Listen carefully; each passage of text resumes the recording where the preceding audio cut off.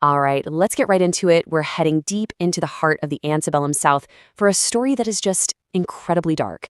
It's a tale of profound injustice and a revenge so carefully planned, so meticulous, it became a legend that was whispered for generations. So that's what the newspapers were saying back in 1849, describing a truly shocking event in Warren County, Mississippi. An inexplicable family tragedy. They just couldn't figure out what happened. But the truth? Oh, the truth was far more calculated than any of them could have possibly guessed. 17. Just think about that number. That's how many prominent, powerful family members died, all during a single wedding banquet. The cause of death was some kind of swift, unknown poison, and the person who did it, hiding in plain sight the entire time. Subscribe to the Hub of Crime Analysis.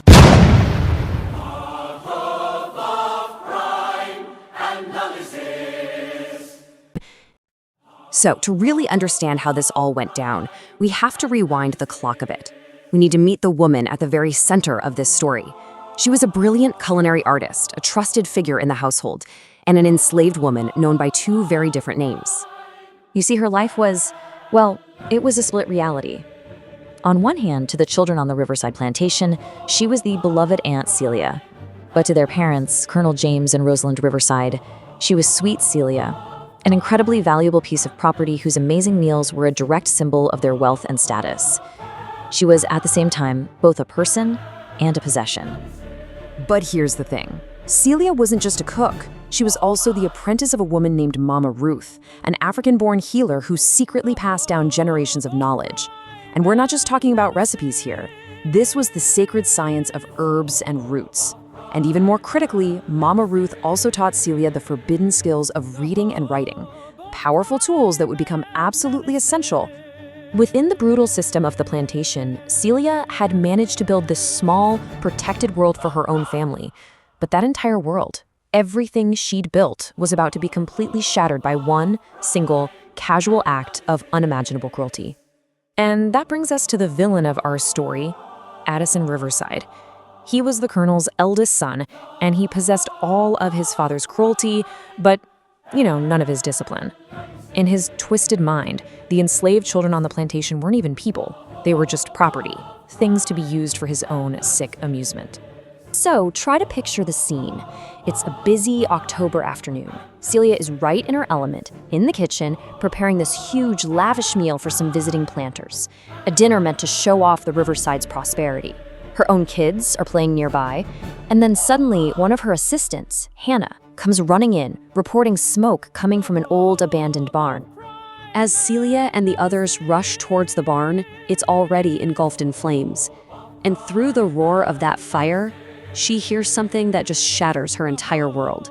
Screams. The screams of her own children, coming from inside that burning building. By the time the fire was finally put out, it was far too late. Inside, they found the bodies of her 3 children, Thomas, Mary, and little David, all huddled together in a corner. The truth that came out later was just horrifying. Addison had tricked them into the barn, promising them a surprise, and then he set it on fire. This quote really captures the change that came over Celia. Something inside her just broke that day. The warmth, the life, all of it just gone, replaced by this empty, icy stare. Her grief, her profound, deep grief, hardened into something cold, calculating, and absolutely final. Her soul might have died, but her mind became sharper than ever. Celia channeled all of her knowledge, all of that pain, into a meticulous plan for revenge. She would transform her kitchen from a place of art into a laboratory for justice. In this incredibly powerful act of transformation, she completely rejected her slave identity. She wasn't Aunt Celia or Sweet Celia anymore. She adopted a new name for herself, Celia Washington. It was this symbolic choice of freedom, claiming her own identity, much like the first president had fought for the nations. And just look at the chilling precision of her plan. Using her forbidden literacy, she researched the guests who would be at an upcoming wedding and created this ledger. This wasn't just random violence, oh no. Each poison was specifically designed to be a direct poetic consequence for that person's sins, a specific justice for a specific crime. Which brings us right back to the day of reckoning, January 27th, 1849, the wedding day for the colonel's daughter. It was the perfect stage, and Celia was ready to serve her final unforgettable meal. I mean, just look at this menu. It was a masterpiece, a real testament to her incredible skill. Fresh oysters, turtle soup, roasted duck, every dish was a work of art. And that culinary brilliance was the perfect mask, disarming every single guest and hiding her deadly intent in plain sight. The irony here is just staggering. At the height of the celebration, Colonel Riverside himself stands up, he raises a glass, and he makes a toast, praising the unforgettable work of sweet Celia. They were literally celebrating the architect of their own demise. But here's a crucial detail. Celia's justice was not indiscriminate. She knew there would be 3 innocent children there.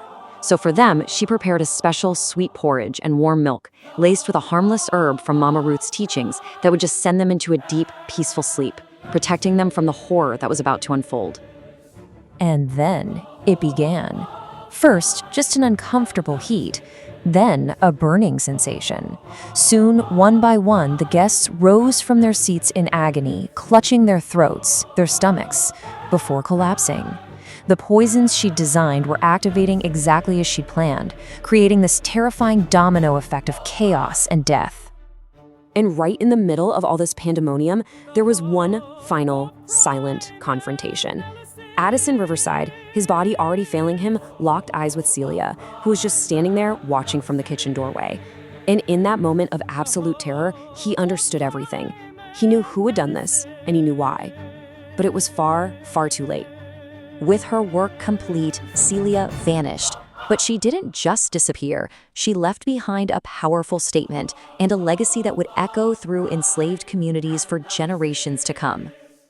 Before she left, she took out a piece of paper and, using the very literacy that was forbidden to her, she wrote this note.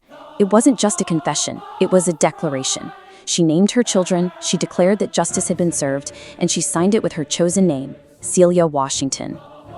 And just as meticulously as she had planned the poisoning, she had planned her escape.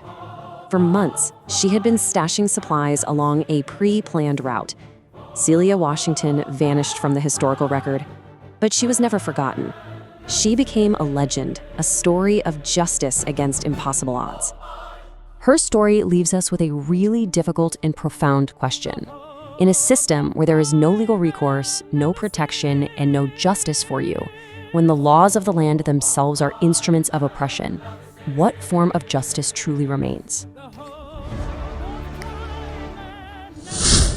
Subscribe to the Hub of Crime Analysis.